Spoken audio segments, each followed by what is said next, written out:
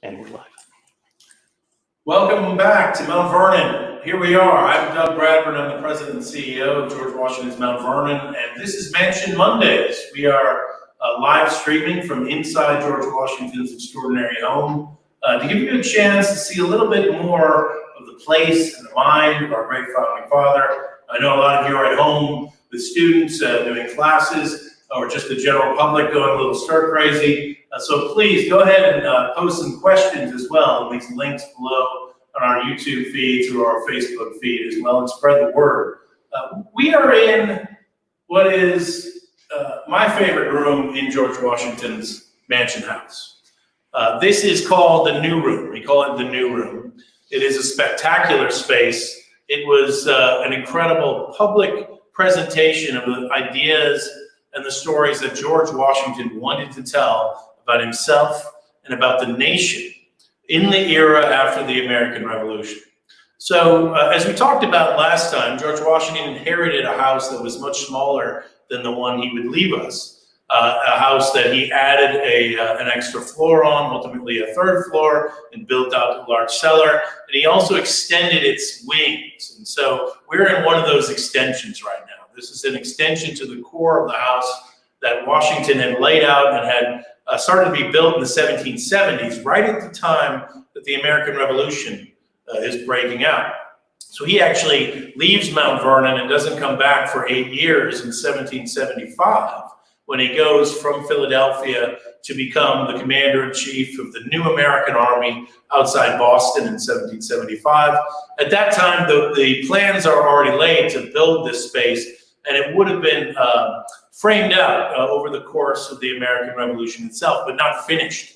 So when George Washington actually comes back to Mount Vernon in 1781, at the time that the Americans and the French are getting ready to assault Yorktown, this space would have been an empty shell. It might have had some plaster on the walls, but it wouldn't have had a complete floor put in yet. There still was work being done to finish this space out. And so the story of getting this room finished to look how it is really the last 2 decades of his life when he comes back to Mount Vernon after the American Revolution. And I want to talk to you about some of the exciting things in this space. But let's get our hands around it to begin with. First off, it is extraordinary. It is a very large space in a private home by the standards of 18th century Virginia, by the standards of 18th century North America. This space alone would have been bigger than most houses for most of the people that lived in Virginia would have lived in. So it's a grand space, and it's offset even more by the fact that it's 2 stories high with this beautiful curved ceiling. It just gives you a sense of light and space. It's really extraordinary. The boards, the floorboards are original in here. They are Southern pine. They're about 24 feet long, each of them. And we've recently done a tremendous job of restoring this room. I think it opened after the restoration in 2014, which was a multi-year project to understand the architectural character of the room, the curatorial character of the room, so what was here, when was it acquired, and also really the symbolic power of the room itself. What did Washington want to say in this space? Now, for many years, if you read a book about Mount Vernon, this space would have been called the large dining room. A large enough space in which you could have big meals with a lot of guests. We know that Washington had many, many guests here. He often called it a well-resorted tavern. And so there would have been food served in here on occasion. It was also a grand parlor. It's a gallery. It's an art gallery. It might be called a banqueting hall in the 18th century. It's a space where you can do lots of things. We have it set up right now to have a musical performance. Here behind me is this extraordinary instrument, Nelly's Harpsichord, which I'll talk about a little bit later. And so it had multiple uses as a flexible space. But first and foremost, I think, we think about the New Room as a place where George Washington is really telling a story about the things he cares about in his story, the story of Washington and the story of the country. So remember, he comes back to this space in the 1780s after giving up his commission at Annapolis. He arrives back at Mount Vernon actually on Christmas in 1783. And very quickly, the next few years, he's going to start working to finish out this room, finishing the plaster. He's going to get a mantelpiece and put in here. And then eventually, over time, he'll add a lot of furniture and furnishings, most of which you see around me actually came in the 1790s. So let's talk a little bit about what are some of the great things about this space. Well, I think one of the things that leaps out at you when you come in here, when you walk through the door, is the incredible ceiling and just the scope of it. And the ceiling tells us one story that George Washington emphasized throughout his life. So the ceiling here is this beautiful stucco plaster work in high ornament, an ornament that's intended to reflect the classical ideals of the Roman Republic. And it has different elements of agriculture in here. Now, the first story that Americans told about George Washington and really about the nation after American independence is the story of George Washington retiring to his farm. Like the ancient heroes of old, there was one in particular named Cincinnatus, a Roman senator named Cincinnatus, who in the 5th century BC had come out of his retirement to save Rome, led the army successfully against an invader, and then rather than taking over authority to control the state, he retired to his farm. And so George Washington was compared to the great Cincinnatus. And it fit very well with what Washington wanted to do when he wasn't fighting the war in retirement, which was agriculture and agricultural reform. And he believed that Mount Vernon could be an example for the community and the nation about best agricultural practices. And so some of those things you see in that ceiling represent agriculture, and it brings it out in great detail. Another place we see agriculture in this room is in this extraordinary mantelpiece, Carrara marble mantle given to George Washington in the 1780s by a fanboy. It was a man named Samuel Vaughan, who was an Englishman, who was a great admirer of George Washington for the ideals of liberty that he fought for in the American Revolution, and for Washington's desire to make this space in his home a representative place. And Samuel Vaughan comes to Mount Vernon in the 1780s.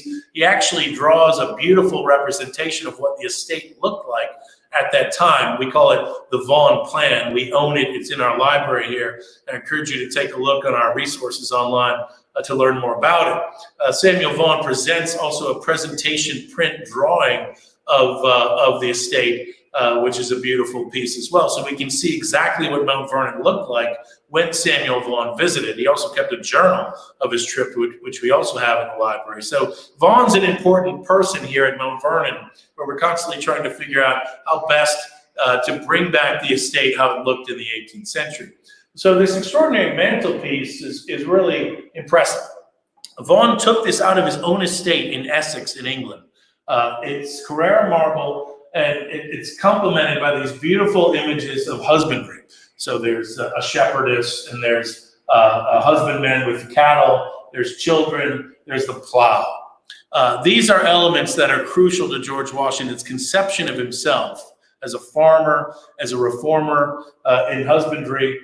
And in fact, it's an interesting story, because when the mantle first arrived, you could think about this intricate marble mantle. It arrived in like 13 boxes or 11 boxes. And when Washington was writing a thank you note to Vaughan, he thought that it might be too grand for my Republican style, as he called it. So his Republican style meaning simplicity, not monarchical, classical, like classical Rome. He didn't want to overdo it with embellishments, as had often been the appeal in the colonial period. But then when Washington installed it, I think we don't know, the moment where he said, you know what, that is good enough for me, and I'm going to stick with it. But we do know is it had these agricultural elements, and I think that's probably the reason he considered it not too grand. And it's a beautiful piece. It really is extraordinary and makes the room. It probably would have been one of the first Carrara marble mantles in North America at the time it was installed. So Washington's room, it's going to take a lot of cues from this beautiful mantle, but Washington's room itself is going to be a leader in decorative art design and interior design in the immediate post-independence period in America. And I'll talk a little bit about that. And I think that's a good one to transition to, because I mentioned the enthusiasm for ancient Rome. And when we're talking about Rome, they're thinking about Republican Rome. So before Rome becomes an empire.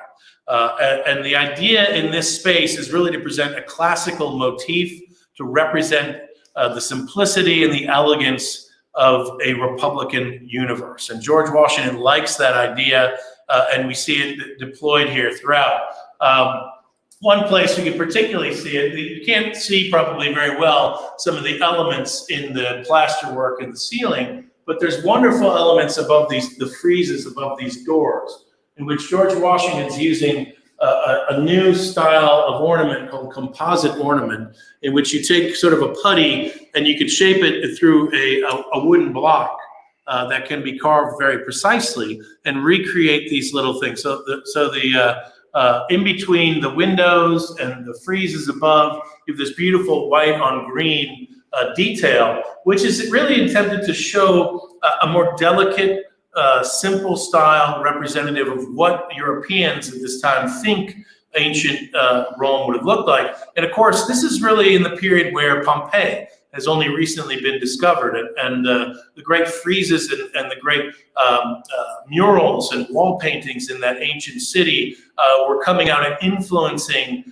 ideas about what classical Rome would have looked like. And so Washington's room here, as a space that's representing kind of American take on classical design, is one of the first in the country to really bring that new style to bear. And it's a room that would have been seen by hundreds of very influential people as they came to Mount Vernon over the years. So what are some other elements we see in this room? So it's a very beautiful space. This green is actually on wallpaper.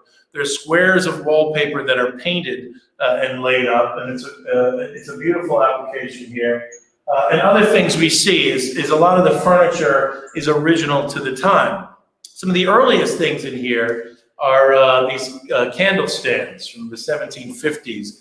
And in fact, you can see a different architectural style in the candle stands than you'll see, for instance, in the sideboards next to them. The candle stands, we think, we know that Washington ordered candle stands in 1750s from a Fredericksburg artisan. These are what we call in the Rococo style. In fact, they represent what some people think of as Chippendale. So Thomas Chippendale has a great book that comes out, and for gentlemen, for craftsmen to have the latest style. And this Rococo is elegant. It has a lot of flourishes to it, but it's delicate as well. You see a lot of motion, a lot of greenery and natural items at play in here. So that represents sort of like a colonial high Rococo style, and you'll see some of that if we get a chance to get into the front parlor. There's carvings all around George Washington's mantle there, which represent a more Rococo colonial style of taste. Compare that with the elegance and classicism of the sideboards. So we have two great sideboards on either side of this extraordinary window, which I'll talk about in a moment. The Incan sideboards, we call them. They're done by John Incan in Philadelphia in the 1790s, 1797. When Washington's leaving the presidency and coming back to Mount Vernon, he has these ordered and brought back to Mount Vernon, along with these beautiful green chairs behind me, made in Philadelphia. We have a lot of the originals in this room and some reproductions. In the case of the sideboards, we have one we know was George Washington's actual sideboard. And then the other one is also by John Incan. We don't know, we don't think it was the one owned by Washington, but essentially it represents the same ideal. A couple other elements of the room that stand out. I mean, the window I maybe should have began with. It really is extraordinary, a highlight to the room. It's a Venetian, what we call the Venetian window. It used to be called the Palladian window because of this design, which is quite common in the 18th century in grand buildings. You see it in churches, you'll see it in large structures, this beautiful form that allows a lot of light to come in, but also gives a really elegant style to the room itself. So a couple other elements in here I think that bear talking about. Maybe first, before I want to talk about another story after the agricultural story that's being told. And that's the mirrors here. These beautiful looking glass, the large looking glass that we have over here. That's the original looking glass that George Washington put in here in the 1790s after he returned from the presidency. In fact, that looking glass was in the president's dwelling house in the presidential mansion in Philadelphia, and actually in New York as well when he was president of the United States. That looking glass was acquired from the Comte de Moustier, who was a French envoy to the United States when we were a brand new country, and he had to go back to France in the midst of the challenge of the French Revolution in 1789. George Washington began renting his house in New York and acquired a lot of his furniture in the great French style, as well as these beautiful looking glasses. The French were really the leaders in grading glass of this size in the 18th century. It couldn't be made anywhere in the United States in the 1780s. That's how provincial we still were as a young country. And I think of this looking glass as really one of the powerful, kind of creepy elements here, because you think about, that's the original glass in that one there. So think about all the people who have looked in that glass.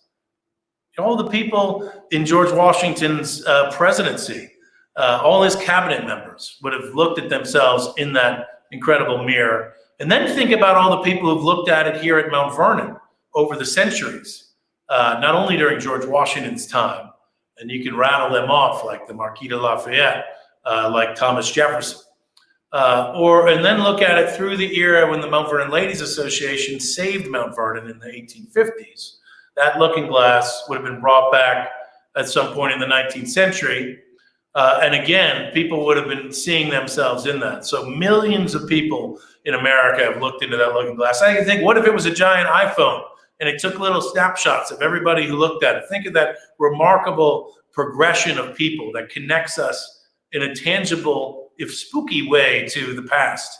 And so when you're in here at night, when we've got it lit for evening light, candlelight, I look into that mirror and think about all the other faces that have been in that mirror over the years. It's really a magical moment, a powerful moment to think about the continuity of space and place as a way to connect us to each other.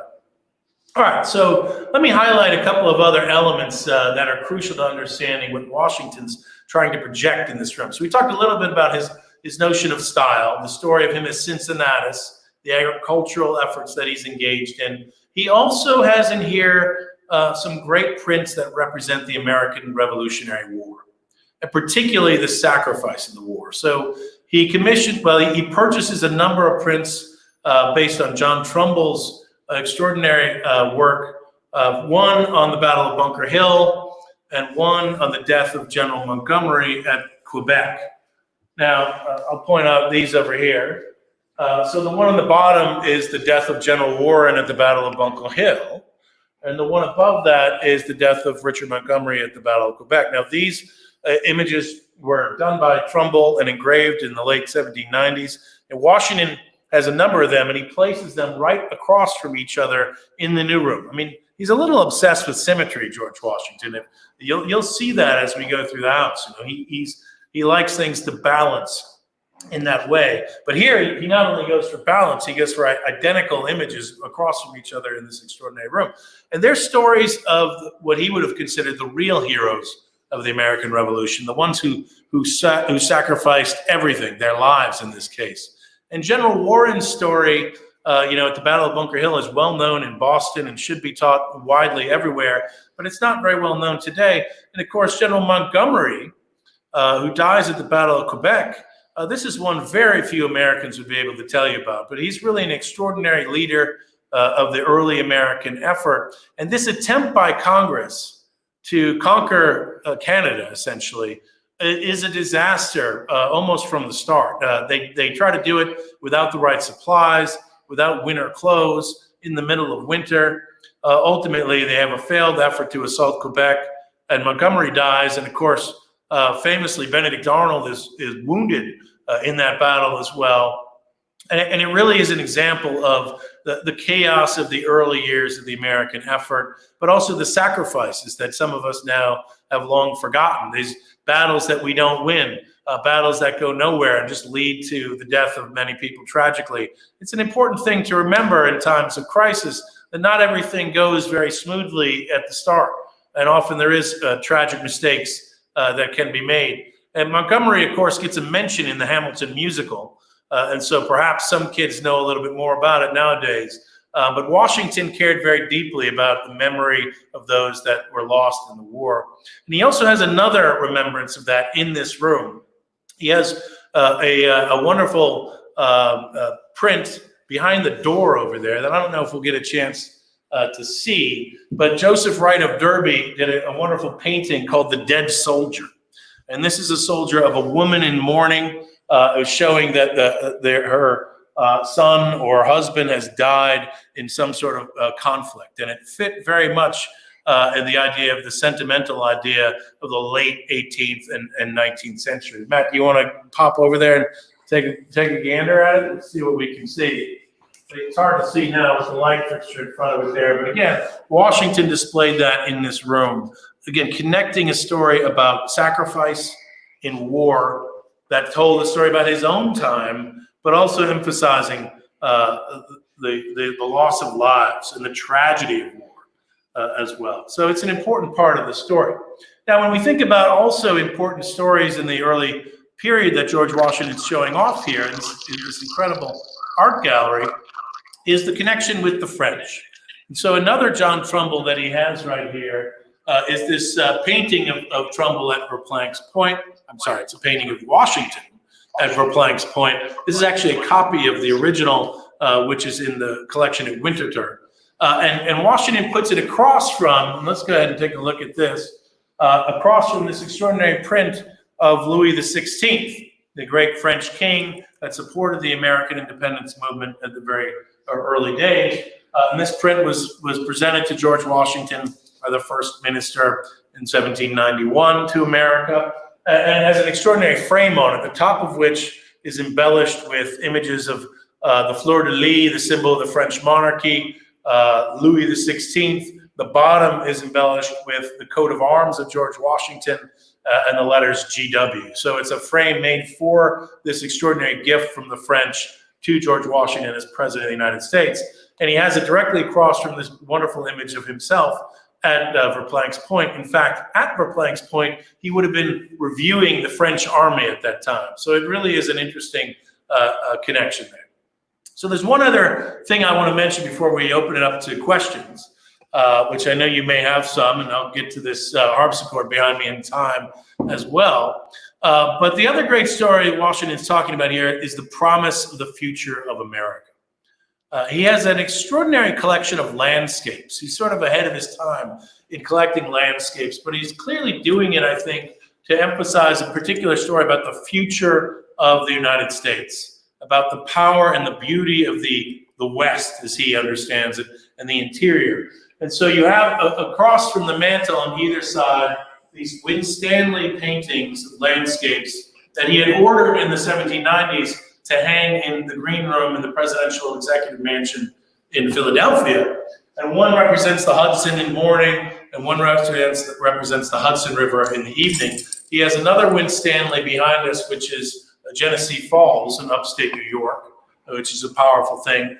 And then we have a gap in the wall where we know he had another Winstanley landscape. He ordered 4. We only know of 3, which would have likely been there. But then on the other side of the room, he's not done with landscape images, and these are particularly powerful for him because they're images of the Potomac River. So through that window, you can see the beautiful Potomac, and you can see Maryland beyond it. But then these paintings above the door and above the 2 battle scenes are paintings by George Beck that George Washington purchased in the late 1790s, which show the cut of the Potomac River as it goes through the cut and the falls of the Potomac River as well. So you can see, again, a view of the West from here. Now, George Washington, as we know, was also involved in the improvement of the Potomac River. He created a company, actually, the first company incorporated in multiple states in the 1780s, of which he was the president of. I bet you didn't know that. When was he first called President Washington? It was because he was the president of a company created in 1785, the Potomac Navigation Company. And so I have no doubt that George Washington spent many, many hours in this room talking about the promise of the Potomac. We all know, of course, that he seated the capital of the United States there, the seat of government. In the 1790s was placed on the Potomac River. He believed that if the Potomac could be improved, meaning if they could get rid of all the old dead trees and pull out a bunch of rocks and create some canals around the falls, he thought that it would be the great highway into the West. Because if you'll remember, everybody moving into the Ohio Valley, all those rivers flow west. They flow to the Mississippi. And so how do you make sure that people moving west are still connected to the east in their markets and in their relationships? And he thought the Potomac River was really a great example of that. So I see we have some questions queued up. Let's go ahead and see what we got. So Doug, Scott asked, are the colors of the walls the same during George Washington's time? Yeah, so the question was about the colors in the walls in here, and it's a great question. And when Mount Vernon restores anything here, we use the best research we can do, scientific, curatorial, architectural, to make sure we can understand what was here at the time he lived, particularly in 1799.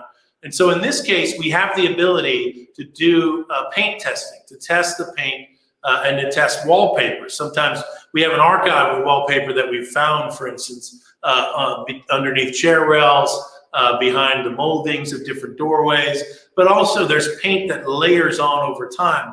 And we can analyze which layers would have been here in 1799 and then reproduce that color with the best of our ability. And yes, so the best of our latest research, this is what we understand the room would have looked like in 1799. The colors are the same. All the objects are here in the places that we think they would have been. We have a great inventory of the space. So after Washington dies, of course, they do a probate of the room. They also do a probate of the room after Martha Washington dies, only 2 years later.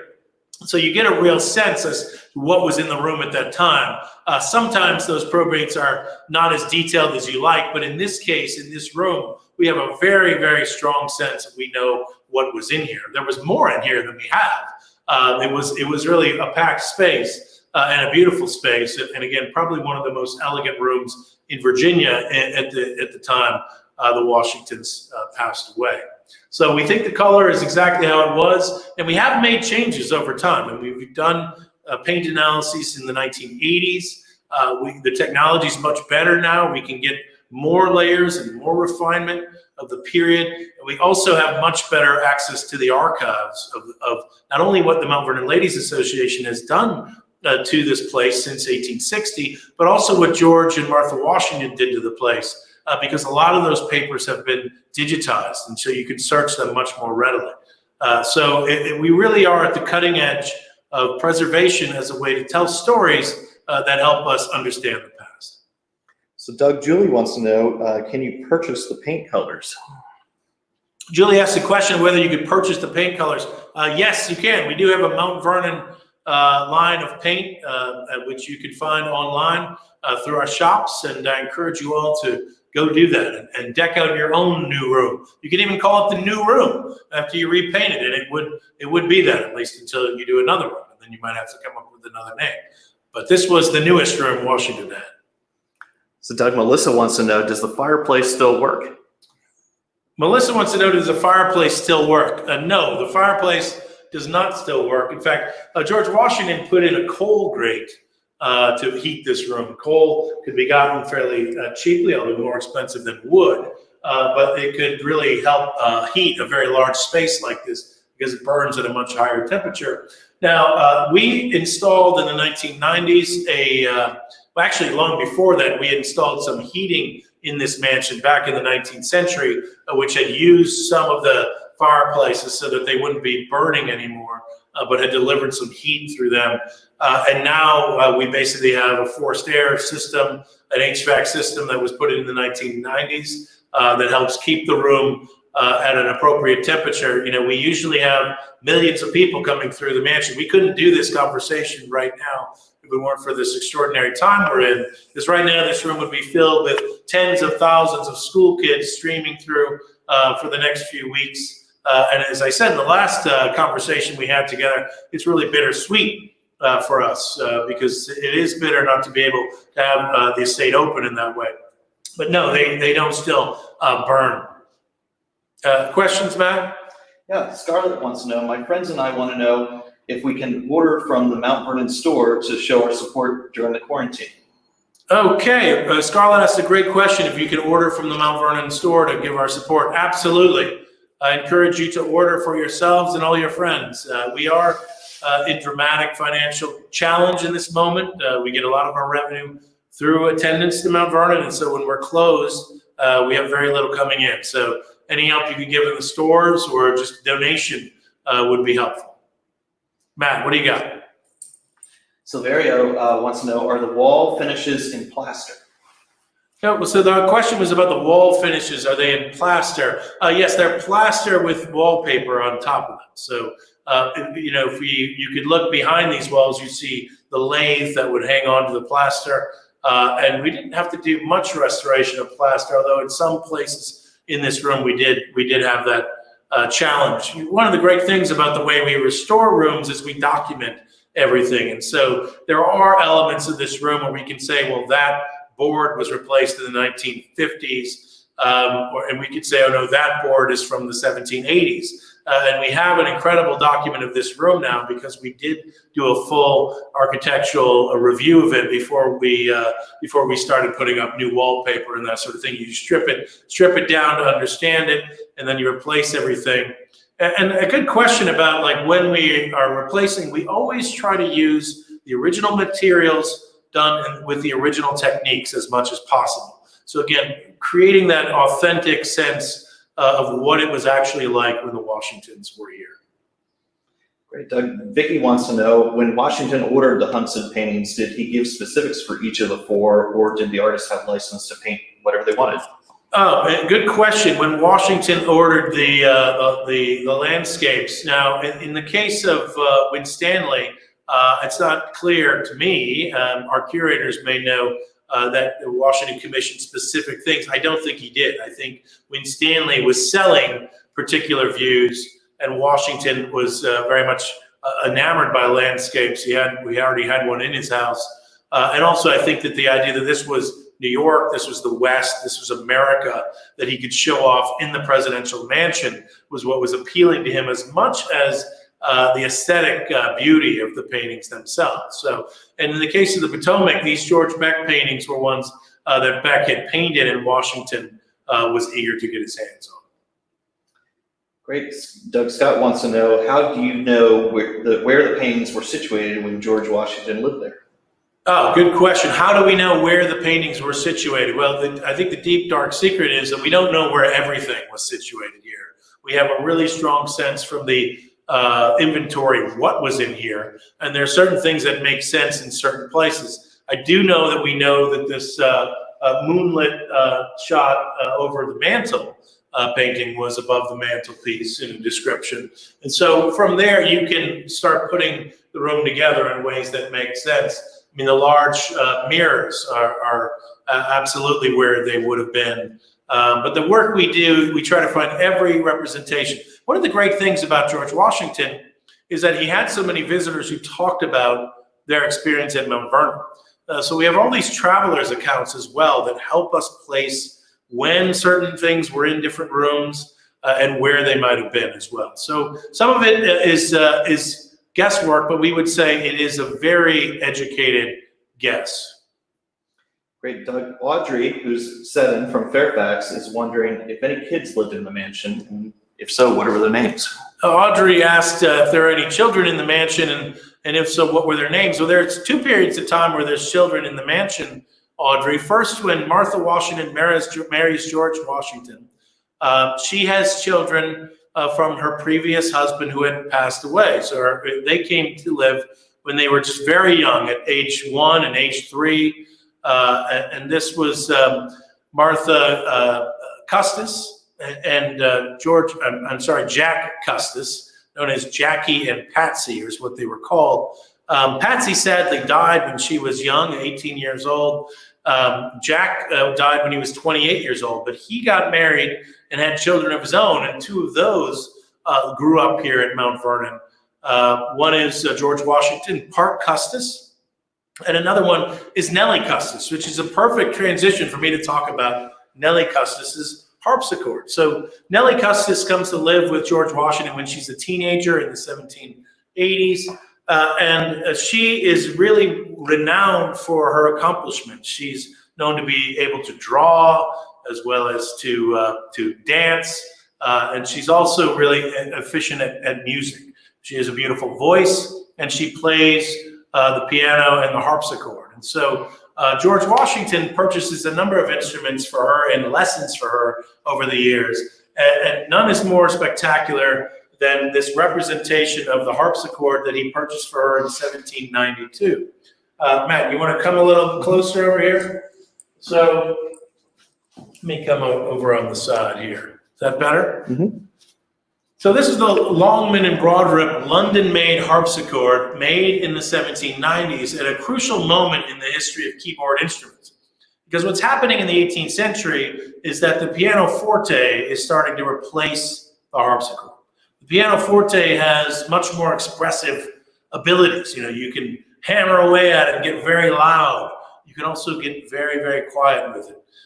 It is emotional. It has an emotional power that we're going to see obviously reach its heights in virtuosity in the 19th century. The great pianists of the 19th century, and it's driving out the poor old harpsichord. Harpsichords are quieter instruments. They're less flexible instruments, although they had dominated parlor music for genteel families for much of the 18th century. Now, this one is really spectacular because it's trying to compete with pianoforte. So it has some spectacular things that most harpsichords don't have. In fact, this is one of the only ones in the world that can do this. So when I say this is a replica, I mean, we have the original harpsichord that was given to Nelly by George Washington, and it's here in our collection. We had an absolute replica made by hand using the same materials by an incredible guy named John Watson down at Colonial Williamsburg, who worked on it for multiple years and studied it for multiple years.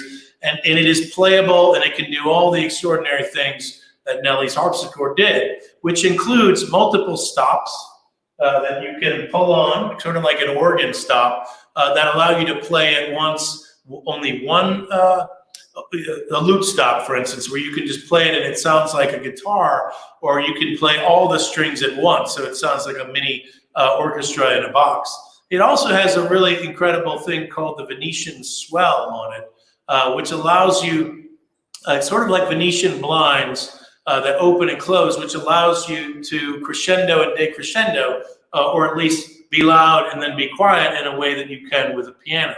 So it's really an extraordinary instrument because it's in the last days of harpsichords, but it's trying technologically to be able to deliver the sort of emotion and flexibility that people would see. Maybe you can hear it. Does that come through? Listen a little bit of the opening of Silent Night there for you. But I have something against playing Christmas songs in a non-Christmas era, so I won't continue my one little ditty there that I know. Do we have any questions, Matt? How long did it take to restore Mount Vernon from Emily? The question was, how long did it take to restore Mount Vernon? There's really two answers to that question.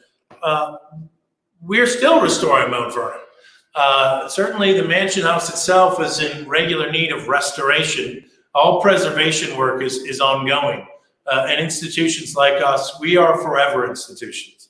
We are built for forever. Our goal is to make sure that this mansion lasts for forever, so that your children and your children's children's children can come and experience the same thing that we've seen, the world of George Washington.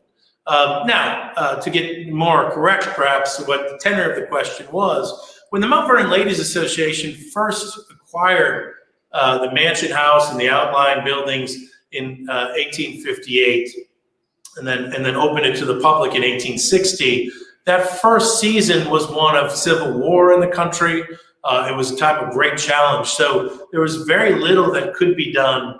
It was basically about just making sure we didn't lose anything that we had. So there was a big project to reconstruct the piazza, which we'll talk about at some other time. But the initial restoration of the mansion, I'd say, took really a generation to make sure it was secure. And even then, there was ongoing work that needed to be done. Any questions? Yep. Frederick wants to know, is there anything Masonic related in this room? He's a Mason. Frederick the Mason asked, is there anything Masonic and Masonic related in this room? That's a very good question. And the answer is probably. I'm not sure. I don't think there's anything that calls out in my mind that we see as a Masonic symbol or representation, but I wouldn't be surprised if some of the images have some elements to them that have Masonic connotations. George Washington, of course, became a Mason at age 19 at a Fredericksburg Lodge, and that lodge is still active. They still lay a wreath here at George Washington's tomb every year at his death and at his birthday. The Masons were a crucial part of the saving of Mount Vernon back when the Ladies Association were attempting to raise money to purchase the mansion. A lot of Masonic groups who hold up George Washington as a great part of their fraternity, as a brother, have been great supporters of the institution over time. We do have aspects in our collection that are connected with George Washington as a Mason as well, and you can see all those online. There's a great encyclopedia article about George Washington and Masonry, and there's a great book coming out by a scholar named Mark Tabert, who's at the George Washington Masonic Memorial Library in Alexandria, who can tell you a lot more about George Washington the Mason. So Captain Carden wants to know, do you plan on doing additional tours while the mansion is closed? Well, we're doing tours every day at noon that are live. I won't be doing them all, thankfully for you, Captain Cardone, but we are planning to do other rooms in the mansion as we go through. How are we on time here, Matt? We got time to move into the little parlor? Mm-hmm. All right, so now we're the front parlor, sorry. Let me walk into the front parlor here.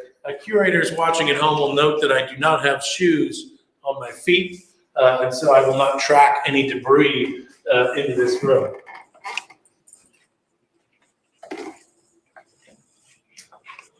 Yeah. So now we've just gone back in time. Well, partly gone back in time, because this does look like it would have looked in 1799, this front parlor. When George Washington died. But it also is a room that was the most elegant room George Washington had in the house before he built the new room. And in fact, you can tell the elegance of it from a number of items here. The paneling on the walls. This is wood paneling, which is much more high style than wallpaper. So this room would never have been wallpaper because of the beautiful wood paneling in here. And this room would have been an elegant room when George Washington acquired it. Now, clearly, he had to do some work on it, because one of the great things, as we've done the architectural work in this room, is we had to take off some of these original panels here, which were warped from years and years. We rehydrated them to flatten them out again to reinstall them. But by taking them off, we got to see what was behind the room. And if you'll remember from last time, I talked about how George Washington inherited this home after he had rented it. His brother Lawrence had lived here, and Lawrence died sadly in the 1750s, and then the house went to Lawrence's widow. It ultimately would have went to his daughter, but his daughter and his widow both died, and George Washington then inherited the house. Behind the wood paneling, we found evidence of plaster work to look like paneling, which is really quite extraordinary. A plasterwork in this room to look like paneling would again been a very high style finish, and that would have been during Lawrence's time most likely. And so it's a room that would have been an important entertaining room in the early period of the Washington's time here. It also is what we kind of think of as the family parlor here, partly because of all the images in this room. The paintings in this room, as opposed to the paintings in the new room, these are family paintings. So we have, of course, George Washington and Martha Washington. These are fascinating themselves. They're both replicas of the originals, which are owned by Washington and Lee University. The Martha Washington painting was done by John Wolseston, who was an itinerant painter in North America at the time. And at the time, I mean, we really know her here when she was painted as Martha Dandridge Custis. So she was painted with her husband, Daniel Park Custis, who would have been hanging next to her. But of course, he dies. And so she ultimately commissions a painting of George Washington. And so Martha is here. She would have been about 26. George Washington is painted in 1772. So he would have been 40 years old, but he's depicted in his uniform that he wore during the French and Indian War, which is really astonishing because it's sort of a depiction of what he would have looked like when he met Martha Washington, in essence. He was wearing his French and Indian War uniform, and so maybe that's what she wanted. Maybe it's what George Washington wanted. We don't really know why Charles Willson Peale, who painted this painting, this extraordinary earliest image of George Washington, why he's wearing his provincial uniform at the time. But it really is a spectacular painting in its own right, which I'll talk about more if people like. But in mentioning how this is a family parlor, you also see images, likenesses of the family here. So you see Nelly Custis in the middle over here on this wall. You see George Washington by Sharples, Martha Washington by Sharples. You have George Washington Lafayette. The Marquis de Lafayette's son lived here at Mount Vernon in the 1790s during the French Revolution, and then George Washington Parke Custis as well. So this is kind of like the family in the 1790s that are living at Mount Vernon. And this empty space here, we very much believe would have been a portrait of the Marquis de Lafayette and his wife and their multiple children, which is now lost, is thought lost at least. So if you find it out there, let us know. But it was listed in the inventory in 1799 as damaged already. So a damaged painting in the late 18th century, it's very hard for that to survive. And then we have some other likenesses in this corner as well. Fanny Bassett, who is a niece of Martha Washington. You also have Jack Custis and Martha Custis, Martha Washington's children, aged 3 and 1. Would have been about the ages they were when they came to Mount Vernon, although this was painted by Woolston at the same time Martha's portrait was painted while they were still in the Custis family. And then we have a painting of a guy named Thomas Law, who was married to another of Martha Washington's granddaughters, Eliza Parke Custis Law, who was really quite an interesting figure. She was much younger than Law. Law was an Englishman. He was in India before he came to North America. He always had grand plans and big schemes. He was a real estate developer. He was a bit of a cad. Washington warned Martha's granddaughter not to rush into marriage. The marriage ultimately ended in divorce and separation, although Eliza Parke Custis Law remained a major figure in DC society well into the 19th century. An interesting story in its own right. So we see family portraits in here. This would have been a place where the Washingtons would have had tea and coffee with their close friends, obviously delivered by enslaved people who worked in the mansion here. The enslaved families who worked on the estate had a very different life than the enslaved people that worked in the mansion itself. The butlers and the house mistresses and the maids who did the work to maintain this house and all the elegance around it is a crucial part. But I think the piece de resistance in this room is this extraordinary suite of furniture. And this suite of furniture has a great story to it. It's a reconstructed suite based on all the best evidence that we know. It was originally owned by the Fairfax family, George and Martha Washington's good friends who lived at their great estate Belvoir, where the current Army base, Fort Belvoir, is just down the river here from George Washington. He's near neighbor on the river. George William Fairfax was a good friend of George Washington. He was married to Sally Fairfax, who many people might have heard of, who some people believe George Washington was infatuated with, perhaps more. And they were great friends of George and Martha Washington. And this suite was given to the Washingtons when the Fairfaxes went back to London in the 1770s. Now, what's remarkable about it is we were able to acquire a document. In fact, the first thing we purchased when we opened the Presidential Library for George Washington in 2013 was a ledger book that was unknown that turned out to be the George Washington, George William Fairfax ledger book, which also had a lot of his father, William Fairfax, business dealings in it. But what it had in it was a great receipt of goods received from England, which included a description of this suite of furniture, how it looked. It had the color Saxon blue damask, this beautiful Saxon blue damask cloth, which we had reproduced using 18th century techniques of what Saxon blue would have looked like. And you can see it's really quite extraordinary.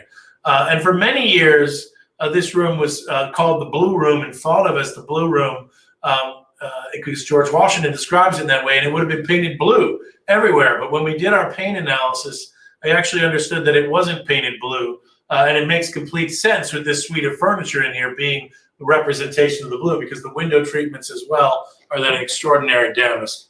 The one other thing I want to mention, Matt, before we take some questions perhaps, Washington orders some of these carvings in the 1750s, George Washington, when he's trying to decorate this room with the highest style. And again, we see here more evidence of the Rococo, the carvings here with the leaves and the elegant patterns. So you can imagine those candle stands from the new room were likely in this space, matching very much with this mantle surround, this beautiful carving.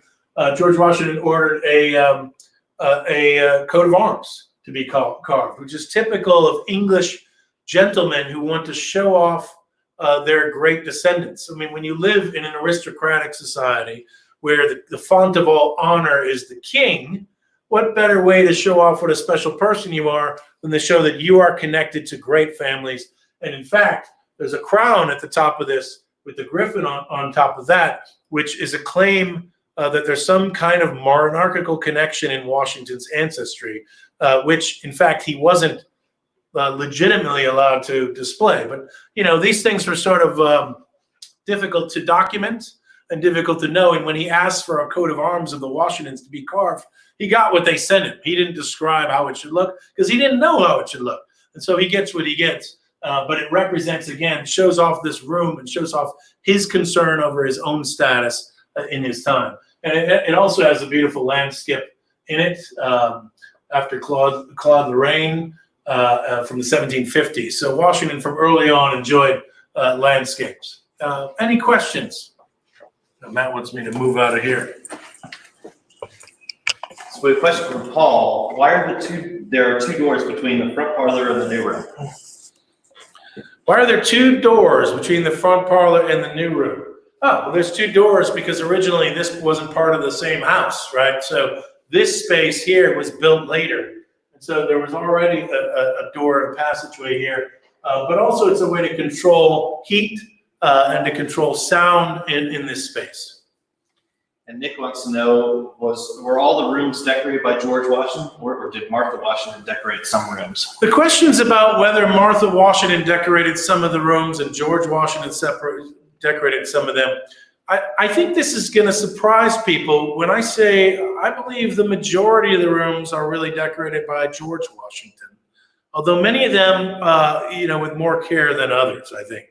Now, one great exception to that may be the bedroom itself, the George and Martha Washington's bedroom, which George Washington always referred to as Mrs. Washington's room.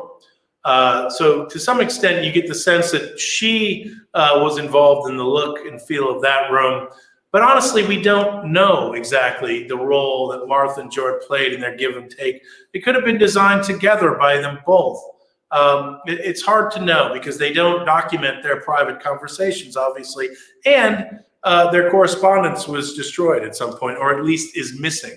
It's likely that Martha Washington burned the correspondence that she had with George Washington. And so, they're debating over swatches and colors is something we just can't get at. We do know that George Washington, however, was very much engaged in the design and the interior feel of this house. And is the picture from George of the French and Indian War the original?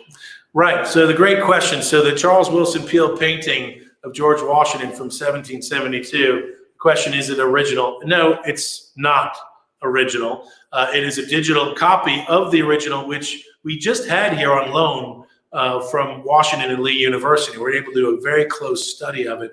It now is off somewhere else, but we hope very much that it'll come back here before going back to Washington and Lee ultimately.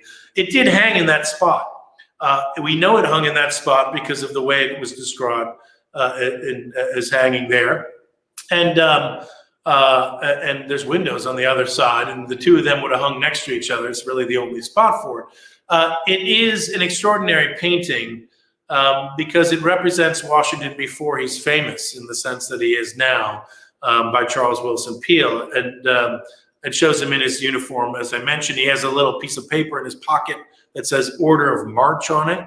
Of course, one of the things he was most proud of was his participation in the French and Indians' successful capture of Fort Duquesne, in which he was charged of the Virginia Regiment, and had some claim towards helping to design the march and the way that the disposition of the troops assaulted that space. Perhaps not as much as he would like to have believed he had, but nevertheless, it's clearly a story he's telling about himself. He also has on a sash, an officer's sash, which could very well be the Braddock sash, the sash worn by General Braddock when he died at the field at Braddock's defeat, which was a very bittersweet moment for George Washington, because on the one hand, Braddock gives him this sash, and Braddock praised the work of the Virginians in that remarkable defeat. But of course, it was one of the greatest losses of a British army in world history, and George Washington was present at it. It was really a remarkable thing in his age. So Dallas Washington wants to know, is the furniture in the room original? Dallas Washington asked about is the furniture in the room original? In this case, no. The suite of furniture in the front parlor is a recreation of what we know was there. That furniture did not survive. But as I said, we have very good description of the sofa and suite of chairs and the Saxon blue damask cloth. And these were recreated by an extraordinary artisan in colonial Williamsburg, again, with painstakingly 18th century methods. The damask was stained in the 18th century manner. So unfortunately, furniture doesn't often survive, a whole suite of furniture in particular. We do think it's one of the earliest documented sofas in Virginia at the time. So it's an interesting story to tell. And Fenton wants to know, from Bowling Air Force Base, I don't remember seeing the blue furniture. Are they new? So the question about the blue furniture was whether it's new or not. Yes, we only revealed our work in this room last year, which included the new furniture, included the new paint, included getting those boards back in shape. The plaster work I didn't mention on the ceiling was also done at the same time that the plaster work in the new room was done by the same artisans. And we did learn that most of that was still the original plaster as well. So again, when we redo a room, we strip it down and look at it architecturally. We look at it through curatorial efforts to understand what was in the room. We look at it through George Washington's own manuscripts and also from the archives of the Ladies Association. So all that research goes into an incredible team. Goes into to doing that. And of course, we raise the money to do all this work. Mount Vernon is completely private and independent. We don't get any dollars from taxpayers unless it's given voluntarily as a charitable gift or through our shops and on operations on the estate. So as I mentioned earlier, as you can imagine, being closed right now, it's a real challenge for us to continue our preservation work here. But I'm delighted that we can share digitally and online to all of those, the rest of us, are trapped at home with children, all the extraordinary things we're doing here. So Doug, Allen wants to know, how about the carpet? Is that the same design as well? The carpet is an attempt to represent what we believe would have been in that room, a Wilton carpet that covered the length of the floor. Let's take a gander at it here. We know this was a carpeted space. It's interesting because when you come to Mount Vernon, so this is a representation of an 18th century carpet that we know was in Virginia at the time, and I think that there's a strong sense that it would have been in some of this nature, but we don't really know. The interesting thing that always has frustrated me about Mount Vernon's interiors is the lack of carpets. Actually, I'm a big fan of turkey rugs, as they would call it in the 18th century, Oriental carpets, Oriental rugs. Wilton carpets, all kinds of carpets, Adminster carpets, let's get him. But the sad fact is we don't have a lot of documentation of George Washington having a lot of floor coverings like that. We know he had, so there's over here you see evidence of this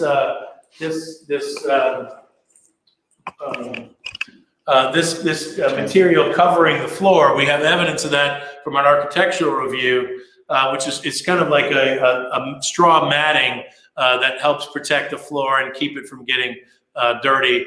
But we don't have evidence of carpet tacks in this room. And there are some other places where we do have rugs, but not as many as I would like. What else? Lori wants to know, I assume that the early life of the restored Mount Vernon paint chips were analyzed. Were some of the early paint color decisions made from some other historical accuracy? Yeah, good question. So since the 1980s, we've been analyzing paint chips to try to understand what was done here. And as I mentioned, we've gotten much better. The science has gotten better, obviously, and we can get more refined windows of time that we can designate as the Washington time. And before that, when the Ladies Association first took over the mansion in 1860, they basically asked around, what did this look like, from people who knew the Washington home either in the Washington time period or mostly right after that time period, to try to understand what did this room look like, what did that room look like. And there were a number of folks who were helpful in helping the board of the Mount Vernon Ladies Association understand what it used to look like. And then also there was a period of time where the Ladies Association, as they're scrambling to get every dollar they can to make sure this whole incredible wooden structure doesn't disappear, they furnished the interior of the rooms basically based on what kind of old antique items they could find that they thought were appropriate for the period. And so each vice regent would get a particular room. So the vice regent from New York would have a room, and the vice regent from Virginia would have a room. And they would decorate it with antiques or objects of interest that were owned by the Washingtons without any real sense as to how the room was actually used. I mean, there was some of that, but it was really eclectic. It was really a mishmash of items, some of which were really appropriate, some of which really weren't. So for instance, we know that George Washington didn't have any Boston 18th century chairs in Mount Vernon. And yet some of the ladies, of course, had some of these antique chairs that might have been made in Boston and put them in the mansion. Now, we don't have any of that stuff on display anymore. And have been going through our collections really to accession items that aren't appropriate for the interpretation of the Washingtons here on the estate. But it's really a fascinating thing because the Ladies Association had to come up with the whole idea of historic preservation. What are you doing when you're preserving a space? What should you show in a house museum?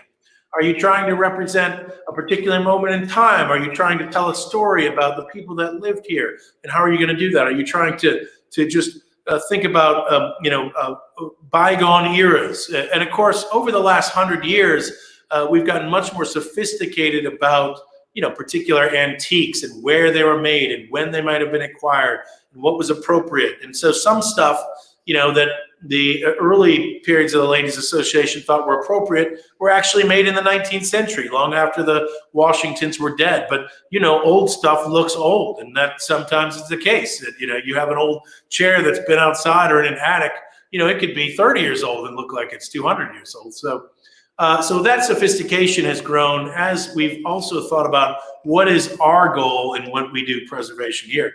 One of the remarkable things I think you'll see when you go through historic homes and visit them is ask yourself a question. What is the story that this home is trying to tell? How are they interpreting this particular space? Are they just giving us items that give us a flavor of the time? Are these the actual items? What do we know about when they were acquired and when they were gotten rid of? It really is, there are many, many different ways to do it. And I've seen some incredible examples of smaller historic homes who don't have any of the original objects, but still can tell a great story about life in an earlier time. So Doug, just time for one more question. One more question. Make it a good one. Lewis wants to know, how long did it take the new room to be created? Well, Lewis asked a question about how long did it take the new room to be created? Much longer than George Washington wanted, because the American Revolution got in the way. They started the work in the 1770s. He finished, I think, plastering in the mid-1780s, had to redo the floor at one point in the 1780s.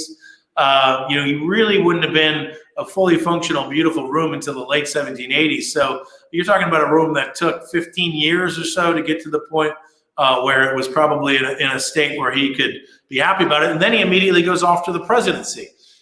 So the room again takes on this flux. How it looks now would have been in 1799. So it was probably a work in progress for Washington, since he refurnished it and redecorated it after the presidency itself. So that's a great question. And as I close off today, a couple of things. Send us some ideas about what you want to see and what you want to learn about here at Mount Vernon. We'll be happy to try to do it. Spread the word about our digital access here. Join, follow us on Facebook, like us on Twitter and all the Instagrams and all those things. Subscribe to our accounts. Help us spread the word and become a member of Mount Vernon right now if you're not a member. We really need the support in this moment.